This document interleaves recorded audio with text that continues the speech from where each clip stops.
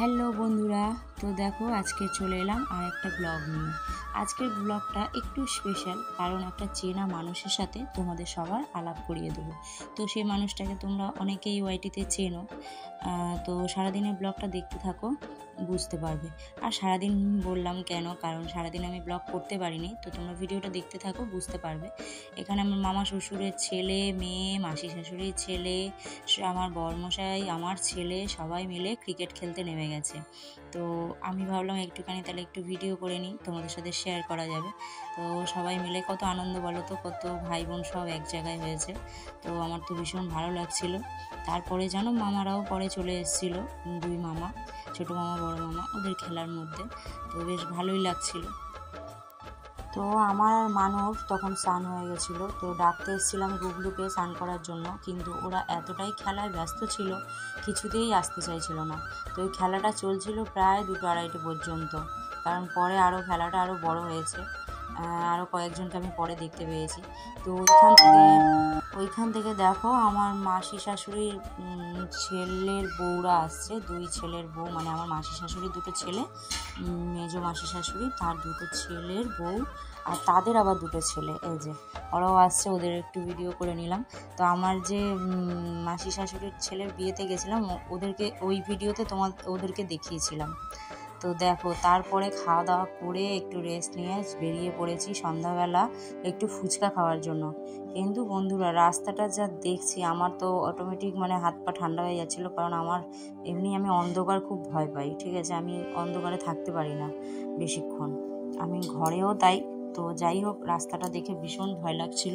আর তারপরে ওরা ভূতের গল্প বলতে বলতে যাচ্ছিলো, কেউ কেউ মানে সব ভিডিও করছে মোবাইল নিয়ে, কেউ কেউ ভূতের গান চালাচ্ছে, আমার তো ভীষণ ভয় লাগছিল।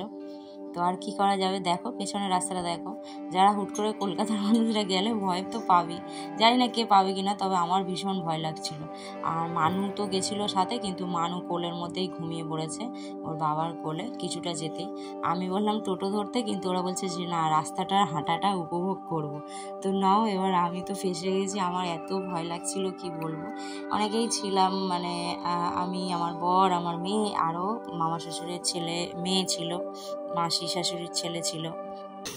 কোন ভিতর দিনটা চালালো শুনি? শুভ শুভ শুভদা শুভ এদিকে নিয়ে কেন এসেছিস?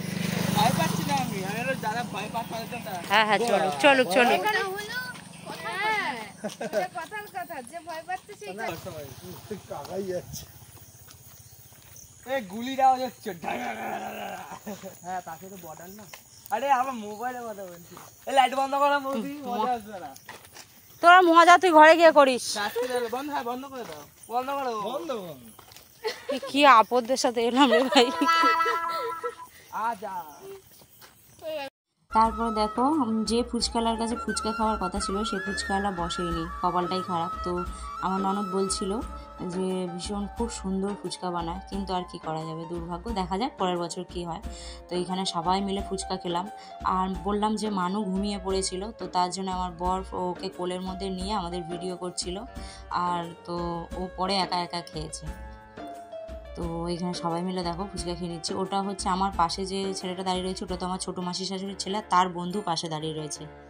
আর পাশে যে মেয়েটা দাঁড়িয়ে ছিল, সে হচ্ছে আমার মামা শ্বশুরের ছেলের বান্ধবী।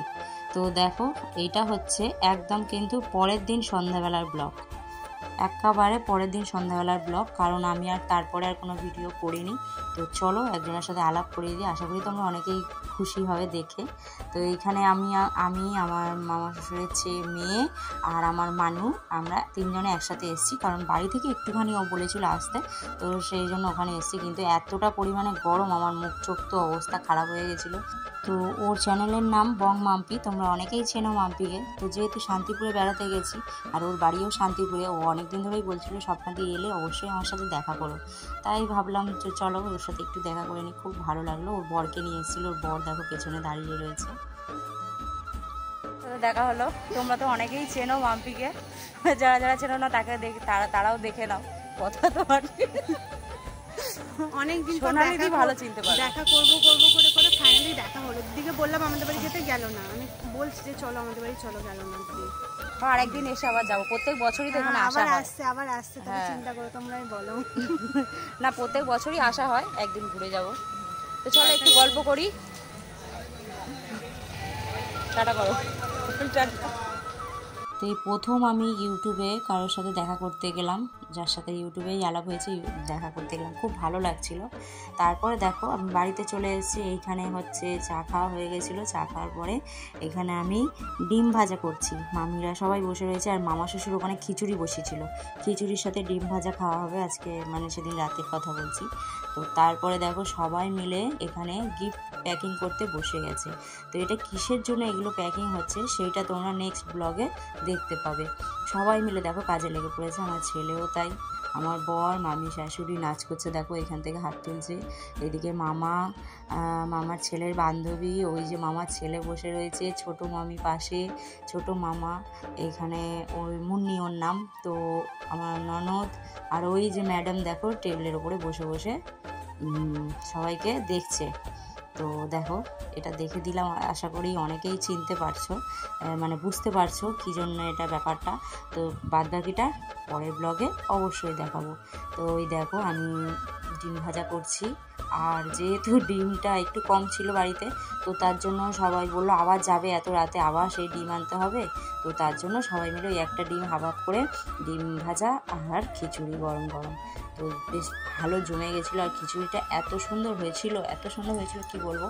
আগের বছরের একটা ব্লগে তোমরা দেখেছো আমার মামা শ্বশুরের হাতে দম ভাত, তো ওটাও বেশ ভালোই হয়েছিল, খুব সুন্দর। তোমরা দেখতে চাইলে অবশ্যই তোমাদেরকে ডেসক্রিপশানে লিঙ্ক দিয়ে দেবো।